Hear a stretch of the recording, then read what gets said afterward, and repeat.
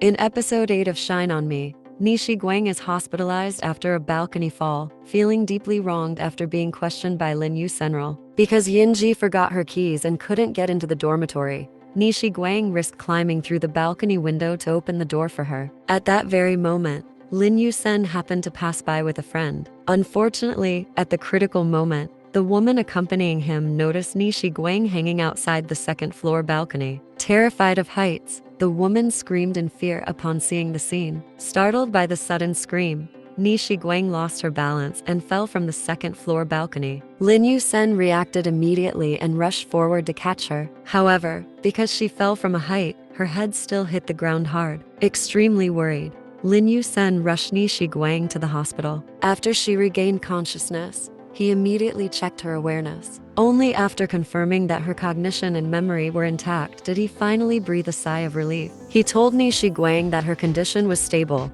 all examinations showed no problems, and that she had only external injuries. At that moment, Nishi Guang remembered Yinji and asked about her. Lin Yu Sen said that Yinji had also followed the ambulance to the hospital, but he advised her to go back and rest. She would come to take care of Nishi Guang the next day. Nishi Guang asked worriedly, "She must have been really scared, right?" Lin Yu Sen's expression instantly changed. He became irritated and responded with sarcasm. "I'm truly amazed by your kindness. Even now, you're still worried about someone else's feelings. If you really care so much about others, then why?" In his anger, Lin Yu Sen almost brought up the incident years ago, how she stood him up and never once checked on him after he was involved in an accident. Faced with Lin Yu Sen's sudden change in attitude, Nishi Guang felt extremely aggrieved. She couldn't understand why he was suddenly being so harsh toward her. Choking back her emotions, Nishi Guang pleaded with Lin Yu Sen, asking whether, considering how unlucky she already was, he could put aside his prejudice and be a little gentler with her. Nishi Guang didn't want to appear pitiful, yet her eyes grew hot and red all the same. Lin Yu Sen softened slightly, but his words were still laced with mockery. "Why are you crying? You're not seriously hurt.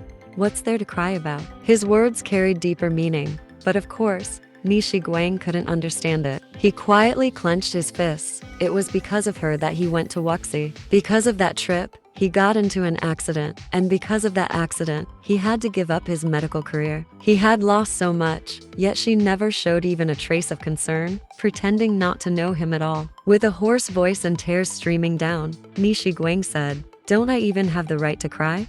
She poured out everything she had endured during this time. It was because of his friend that she fell from the second floor, and it was also because of him that she was sent to do inventory work, where a component fell and hit her on the head. She asked Lin Yu Sen bluntly whether there was some deep grudge between their families, why he kept targeting her over and over again. At this point, Lin Yu Sen's attitude softened considerably. He replied that there wasn't. After a moment, he gently asked Nishi Guang if it hurt a lot, his voice heavy with pain and restraint. Nishi Guang nodded softly. Lin Yu Sen then said, "Me too."